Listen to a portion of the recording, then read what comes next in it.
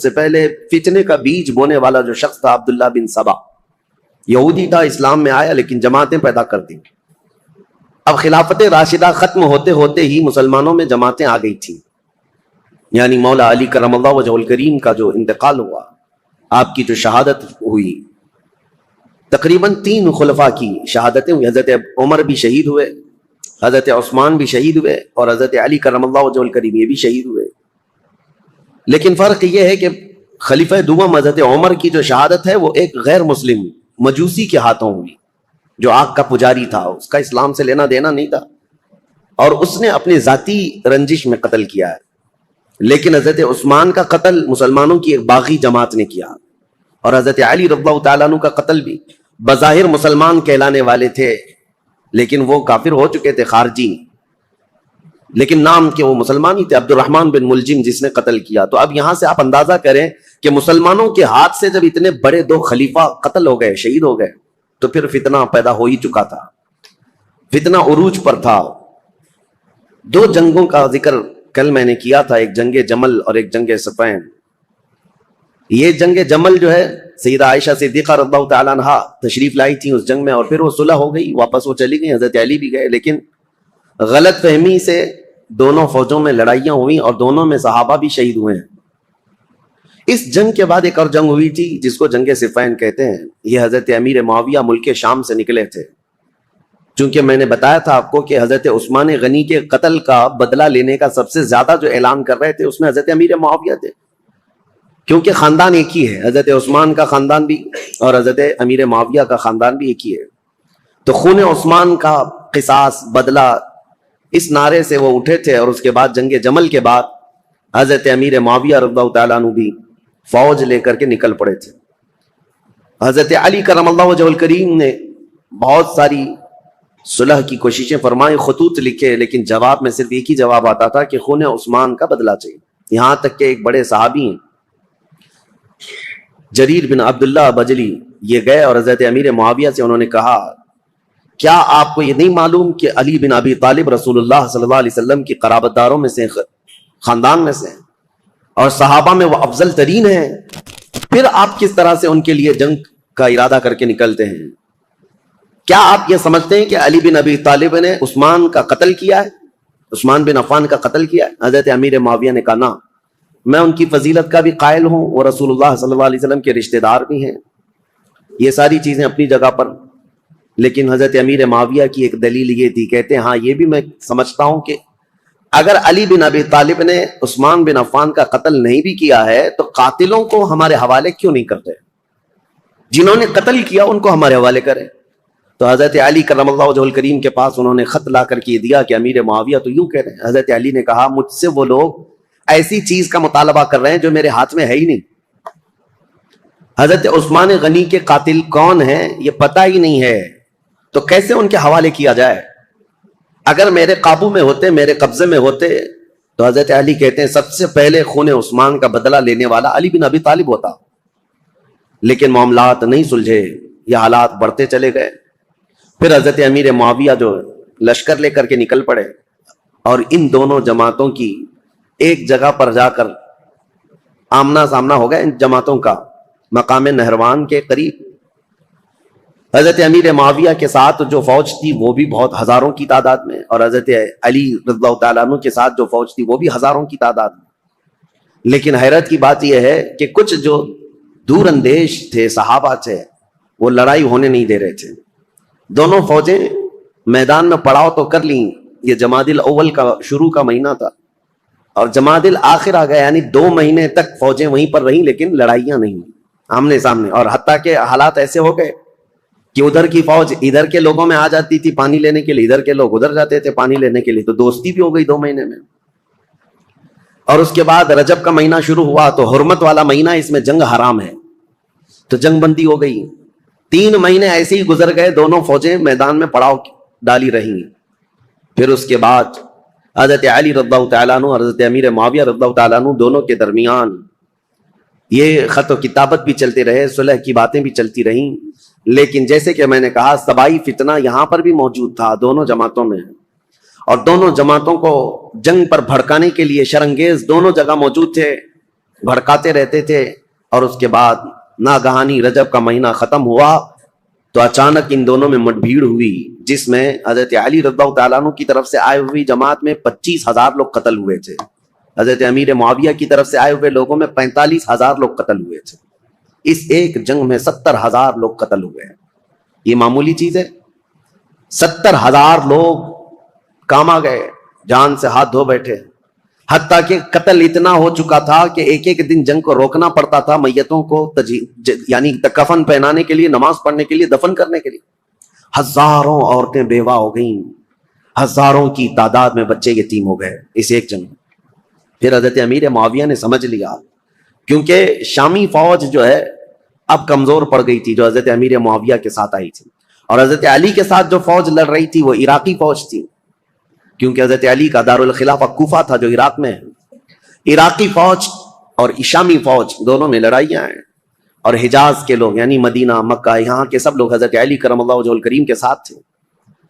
اب حضرت امیر معاویہ نے یہ جب دیکھا کہ شامی فوج 45,000 کی تعداد میں قتل ہو گئی, جو اب تک کی کسی بھی جنگ میں اتنی بڑی تعداد قتل نہیں ہوئی تھی, یہ بہت بڑی تعداد ہے. تو انہوں نے پھر یہ اپنی فوج میں تقریر کرنا شروع کیا کہ اگر شامی فوج اس طرح سے ماری جانے لگ جائے تو پھر جو ہم نے علاقے فتح کیے تھے رومن امپائر سے, وہ تو رومی فوجی عیسائی سب پھر سے ملک شام پر حملہ کریں گے, ہمارے علاقے حاصل کر لیں گے. اور پھر حضرت امیر معاویہ نے عراقی فوج کو بھی بتایا کہ اے عراق کے رہنے والوں, تمہارے بھی 25,000 قتل ہو گئے, اسی طرح سے اگر تمہارا بھی قتل جاری رہا اور یہ جنگ جاری رہی تو جو تم نے علاقے فتح کیے پرشین امپائر سے, یعنی ایران کی جو پہلی کی حکومت تھی کسرا کی, اس سے جو علاقے تم نے فتح کیے, یہ پرشین امپائر کے لوگ جو پجاری ہیں آگ کے, وہ دوبارہ عراق کو حاصل کر لیں گے اور تمہارے پاس اپنے آپ کو بچانے کے لیے لوگ نہیں رہیں گے. یہ حکمت کے ساتھ, ظاہر سی بات ہے اتنا قتل ہونے کے بعد اب دونوں کے درمیان فکر آ گئی. حضرت علی کرم اللہ وجہہ الکریم نے جب یہ بات سنی تو عراقیوں کو پوچھا تو عراقی پیچھے ہٹنے کو تیار نہیں تھے. کہا کہ اب امیر معاویہ کی فوج کمزور پڑ رہی ہے اس لیے ایسی باتیں کر رہے ہیں. وہ صلح کرنے کو تیار نہیں تھی فوج. تو حضرت امیر معاویہ نے ایک ترکیب نکالی, 5 بڑے بڑے اپنے شام کے لوگوں کو بلایا, کیونکہ حضرت امیر معاویہ بہت ہی مدبر آدمی تھے, سیاست میں ان کا کوئی مثل نہیں ملتا, بلکہ ان کو کہتے ہیں پورے عرب کا ذہن, پورے عرب کی عقل ان کے پاس تھی. حضرت امیر معاویہ انہوں نے 5 بڑے بڑے قرآن مصحف جس میں قرآن لکھا ہوا تھا, قرآن پاک کے نسخے منگوائے اور کہا قرآن پاک کو اٹھاؤ اور ہم یہ اعلان کرتے ہیں کہ ہم آپس میں قرآن کو حکم بنائیں گے اور اس کے مطابق اپنے آگے کے معاملات طے کریں گے. اگر حضرت علی رضی اللہ تعالیٰ عنہ اور ان کی فوج اس کا انکار کرتی ہے تو پھر ظاہر سی بات ہے یہ تو کفر ہو جائے گا, قرآن کو حکم ماننے سے انکار کرنا. تو حضرت امیر معاویہ کی یہ ترکیب تھی, 5 بڑے بڑے قرآن اٹھا کر کے وہ لائے اور پیچھے اور بھی سینکڑوں لوگ قرآن سر پہ اٹھا کر کے لے آئے اور اعلان کیا عراقی فوج کے سامنے, حضرت علی کے سامنے, کہ یہ ہم لوگ جنگ بندی چاہتے ہیں اور قرآن جو ہے اس کو ہم حکم بنانا چاہتے ہیں اور اس کے مطابق ہم آگے کام کریں. حضرت علی اگر انکار کرتے تو ان کی فوج میں ہی لوگ آپ کے باغی ہو جاتے ہیں کہ آپ نے تو قرآن کا انکار کر دیا. تو حضرت علی رضی اللہ تعالیٰ عنہ یہ سیاست سمجھ گئے.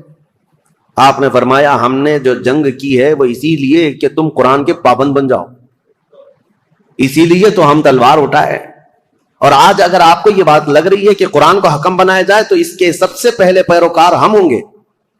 پھر دونوں کی جانب سے یہ بات طے پائی کہ ایک ایک صحابی کو حکم بنایا جائے اور قرآن اور حدیث رسول کے مطابق وہ فیصلہ کرے. تو حضرت امیر معاویہ نے اپنے مشیر خاص, یعنی ان کے بہت قریبی تھے, عمرو بن عاص رضی اللہ تعالیٰ, صحابی ہیں جنہوں نے مصر فتح کیا, وہ حضرت امیر معاویہ کے قریبی تھے. حضرت امیر معاویہ نے ان کو حکم بنا دیا. حضرت علی رضی اللہ تعالیٰ عنہ کی طرف سے حضرت ابو موسیٰ اشعری, یہ نہایت سادہ دل تھے اور ہر ایک کے متعلق عفو درگزر کا معاملہ اپنے اندر رکھتے تھے, جیسے اپنے لیے سوچتے تھے ایسی دوسرے کے لیے بھی خیال رکھتے تھے.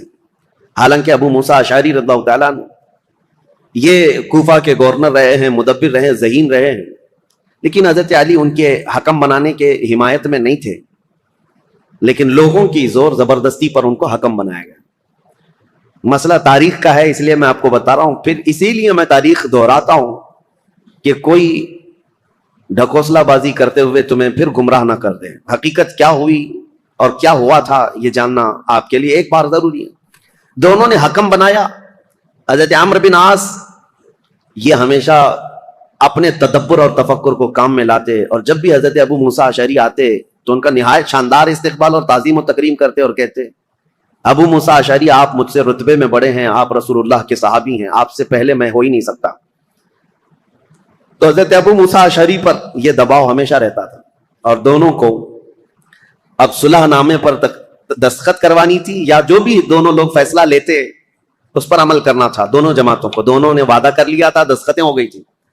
اب یہ دونوں صحابہ کو ٹائم دیا گیا, رمضان شروع ہونے سے پہلے تک آپ اپنا حکم نامہ یا جو آپ کا فیصلہ ہے وہ سنا دیں. ایک جگہ بھی منتخب کر لی گئی, اس جگہ پر جا کر کے اپنا فیصلہ سنائیں گے. اب دونوں آپس میں بیٹھ کر کے جو باتیں کرتے ہیں, حضرت ابو موسیٰ اشعری اور حضرت عمرو بن عاص, دونوں میں بہت لمبی گفتگو ہوئی ہے. اب وہ ضروریات میں سے نہیں ہے جس کو بیان کرنا, کیونکہ حضرت ابو موسیٰ اشعری یہ پوچھتے تھے عمرو بن عاص سے, آپ کس اعتبار سے امیر معاویہ کو خلافت کا حقدار سمجھتے ہیں, جبکہ ابھی حضرت علی بن ابی طالب ہمارے درمیان موجود ہیں اور رسول اللہ کے داماد ہیں, ان کی فضیلتیں آپ سے چھپی ہوئی نہیں ہیں. حضرت عمرو بن عاص نے بھی اسی طرح کی گفتگو کی. بہرحال اس پوری گفتگو کا جو خلاصہ نکلا وہ میں بتاتا ہوں. حضرت عمرو بن عاص کہتے تھے ہمیشہ کہ آپ پہلے بتائیں آپ چاہتے کیا ہیں. حضرت ابو موسیٰ اشعری نے کہا, اب میں یہ چاہتا ہوں کہ مسلمانوں کو اس فتنہ انگیزی سے اور یہ روز روز کی جنگ سے نکالنے کے لیے یہ اعلان کر دوں کہ اب حضرت علی بھی خلیفہ نہیں ہیں, امیر معاویہ بھی خلیفہ نہیں ہیں. یہ معاملہ آپ جیسے صدیق اکبر کے زمانے میں مسلمانوں کے حوالے تھا, وہ جس کو چاہیں خلیفہ منتخب کریں, رسول اللہ صلی اللہ تعالی علیہ وسلم کی وفات کے بعد جو حالات ہوئے تھے, میں یہ چاہتا ہوں کہ مسلمانوں کے حوالے یہ کر دیا جائے اور پھر سے وہ منتخب کریں. حضرت عمرو بن عاص نے کہا بالکل آپ صحیح سوچتے ہیں. حضرت عمرو بن عاص بھی اسی خیال کے حامی رہے, لیکن بہرحال دونوں حکم تھے, دونوں صحابی تھے. بات یہاں تک آئی جس دن یہ اعلان ہونا تھا حضرت ابو موسیٰ اشعری اور حضرت عمرو بن عاص کی طرف سے, یہ تاریخ ہے میرے عزیزوں.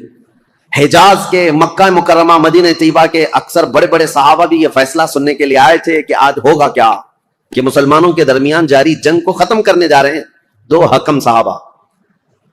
تو دونوں کو الگ الگ اختیارات تھے, آپ جو کہیں گے اس پر عمل ہوگا لیکن قرآن اور حدیث کے مطابق.